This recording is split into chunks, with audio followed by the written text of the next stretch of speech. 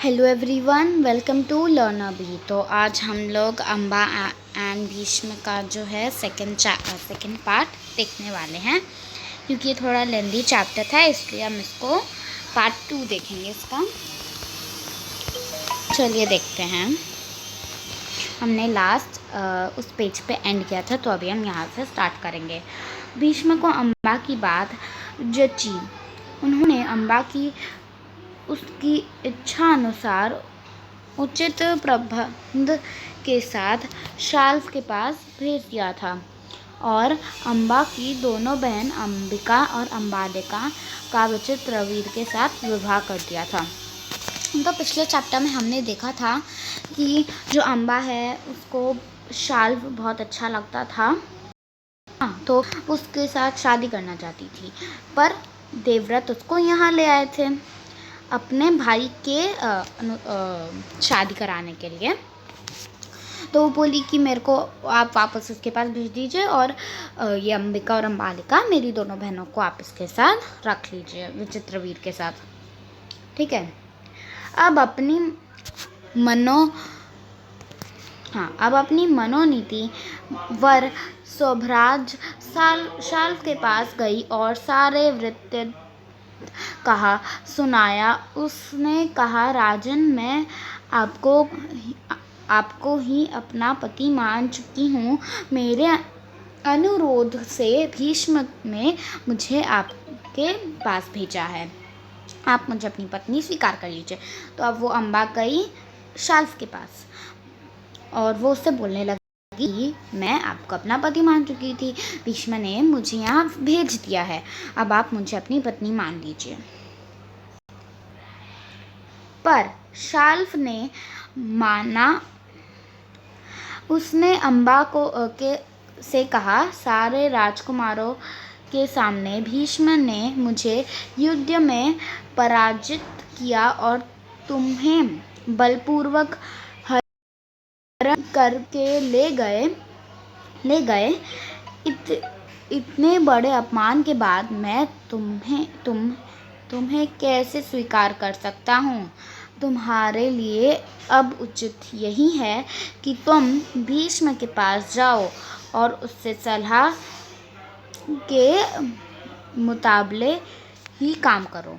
तो अब शाल बोलने लगे, मुझे तो इतनी शर्मिंदगी महसूस हुई थी, तो अब मैं तो नहीं शादी करूँगा तुमसे, क्योंकि भीष्म ने मुझे सारे राजकुमारों के सामने हरा दिया था उसको, और तुम्हें रथ में बैठा के चले गए थे। तो अब मैं तो नहीं करूँगा, एंड अब तुम जाओ भीष्म के पास ही एंड उनसे सलाह मांगो, जो वो बोलेंगे तुम वो करना। बेचारी अम्बा हस्तिनापुर लौट गई और भीष्म के सारा हाल कहा सुनाया। उन्होंने विचित्रवीर से कहा, वैत्य राजा शाल्व अम्बा की स्वीकार नहीं करते, इसके विदित होते हैं कि उसकी इच्छा अम्बा की पत्नी बनने की नहीं है।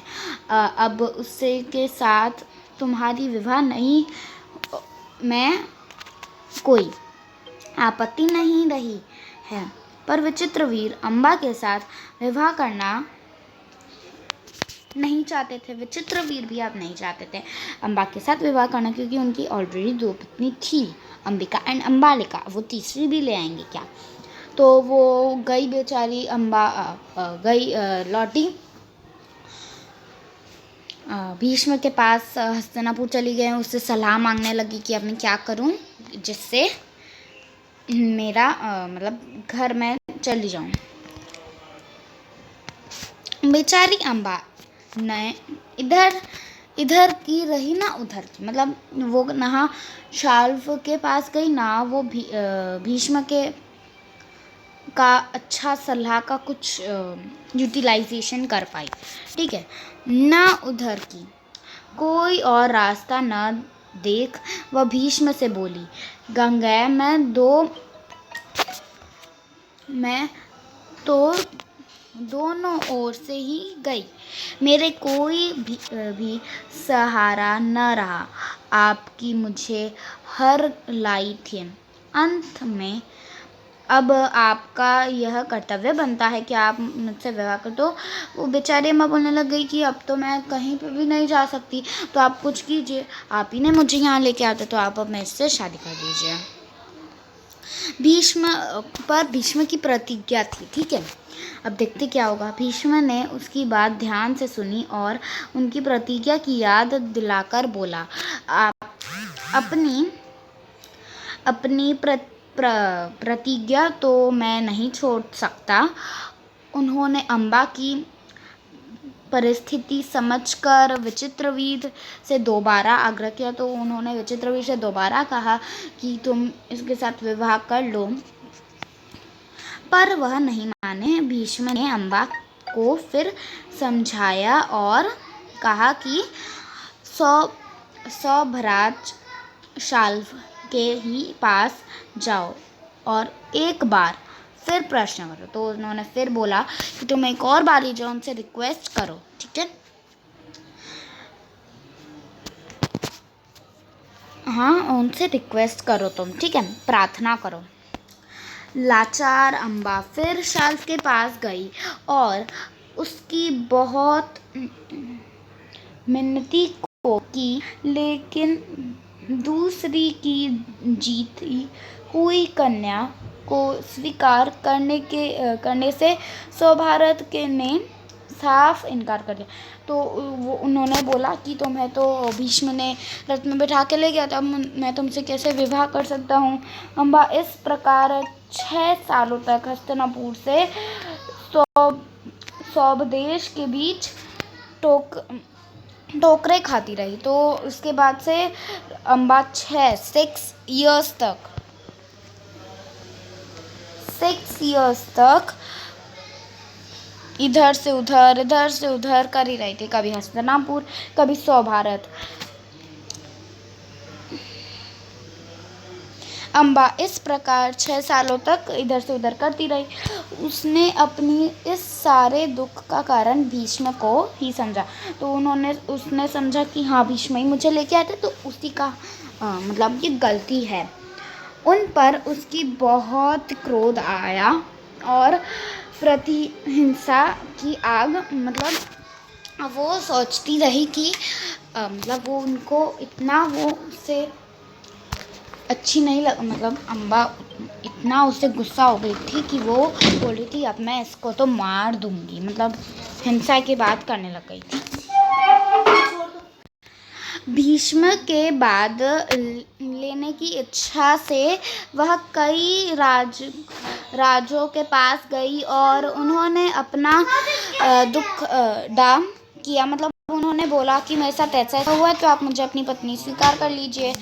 भीष्म से युद्ध करने उनके मतलब भीष्म वो बहुत सारे राजकुमारों के पास गई थी कि मेरे साथ ऐसा हुआ है, तो आप भीष्म को मैं इसकी सज़ा देती हूँ, तो और आप भीष्म को मार दीजिएगा। पर बहुत सारे जन थे जो भीष्म से डरते थे, वो कुशल योद्धा थे, इसीलिए किसी ने इतना साहस नहीं था कि भीष्म से युद्ध कर पाए। तो किसी को मतलब के पास इतना साहस नहीं था, इतनी शक्ति नहीं थी कि वह भीष्म के साथ युद्ध कर पाए, ठीक है। फिर वो तपस्वियों के पास गई, तो तपस्वियों ने बोला बेटी तुम परशुराम के पास जाओ। अब उन्होंने बोला परशुराम के पास जाओ तुम, मैं तुम्हारी इच्छा अवश्य पूरी करेंगे, वो तुम्हारी इच्छा पूरी करेंगे। तब ऋषियों की सलाह पर अम्बा परशुराम के पास भी गई। तो वो सबसे सलाह मांगते मांगते वो परशुराम के पास भी गई। अम्बा की करण कहानी सुनकर परशुराम का हृदय, मतलब उनको ये पता नहीं चला कि ये कैसे उसके साथ ऐसा हो सकता है, ठीक है। हृदय नहीं हुआ कि उसके साथ ऐसे कैसे हो सकता है। उन्होंने द्वार्य स्वर में कहा उससे, काशीराज कन्या तुम मुझसे क्या चाहती हो। अम्बा ने कहा, बहान वीर, मेरी प्रार्थना केवल यही है कि आप भीष्म से युद्ध कीजिए। तो वह परशुराम से भी सेम बोलने लगी कि आप भीष्म से युद्ध कीजिए एंड भीष्म को युद्ध में मार दीजिए। फिर परशुराम भी उनसे मुकाबला करने के लिए चले गए, वो राज़ी हो गए, ठीक है। एंड फिर बड़े उत्साह के साथ उन्होंने भीष्म के पास गए एंड उन्हें युद्ध के बारे में ललचाने लगे, ठीक है। दोनों ही कुशल योद्धा थे। धनुर्विद्या के जानकारी भी, मतलब उनको इनकी बहुत जानकारी अच्छे से थी। दोनों ही जीते द्रव्य और ब्रह्मचारी थे, तो ये इनकी सिमिलैरिटीज़ है। ये एग्जाम में पूछ सकता है उनकी क्या क्या सिमिलैरिटीज़ थी परशुराम और भीष्म की, ठीक है। समान योद्धाओं की टक्कर थी, मतलब एकदम समान योद्धाओं की टक्कर थी, कोई मतलब ऐसे हारने वाला में से नहीं था। कई दिनों तक युद्ध होता रहा, फिर ही हार जीत का निश्चय मतलब फिर रिजल्ट आ गया कि कौन जीता कौन हारा। अंत में परशुराम ने हार मान ली कि अब मैं इसके साथ और युद्ध नहीं करूँगा। फिर जो थे परशुराम, उन्होंने हार मान ली कि अब मैं इसके साथ और युद्ध नहीं कर सकता हूँ। तो अम्बा फिर निराश हो गई थी, पर अम्बा ऐसे बातों से कब विचलित होने लगी, तो मतलब वो ये सब बातों का ध्यान ही नहीं देती थी कुछ। उसके वन में जाकर फिर तपस्या करना शुरू कर दिया। उसने फिर से तपस्या करना शुरू कर दिया, जैसे वो पहले गई थी तपस्वियों के पास, और तपोबल से स्त्री रूप छोड़कर पुरुष बन गई और उसने अपना नाम शिखंडी रख दिया। तो फिर वो तपस्या करने गई एंड वो फिर अपना नाम, मतलब वो पुरुष बन गई थी, अब वो लेडी नहीं रही थी, एंड उन्होंने अपना नाम रख लिया था शिखंडी। जब कौरव और पांडवों के बीच कुरुक्षेत्र के मैदान में युद्ध हुआ, जब कौरव जो धृतराष्ट्र के 100 पुत्र कौरव का और पांडु के 5 बेटे पांडवों का युद्ध हुआ, तो उसमें लड़ते समय शिखंडी रथ के आगे बैठी हुई थी और जन ठीक उसके पीछे, अर्जुन जो थे उनके ठीक पीछे बैठे हुए थे। ज्ञानी भीष्म को यह बात मालूम थी कि अम्बा ही शिखंडी का रूप है। तो अब वो भीष्म को पता चल गया था कि अम्बा ही शिखंडी का रूप है, इसलिए उन्होंने उस पर बाण चलाना अपनी विरोचित प्रतिष्ठा के विरुद्ध समझा। तो उसको लगा मैं इसके ऊपर बाण नहीं चलाऊंगा, ये तो अम्बा ही है। शिखंडी को कोई करके अर्जुन ने भीष्म पितामह, फिर इसके बाद जो भीष्म पितामह हैं वो शांत हो गए एंड यही अम्बा का क्रोध भी शांत हो गया। तो यही था हमारा आज का एक्सप्लेनेशन। अच्छा लगा लाइक कीजिएगा, चैनल को सब्सक्राइब कीजिएगा। Thank you.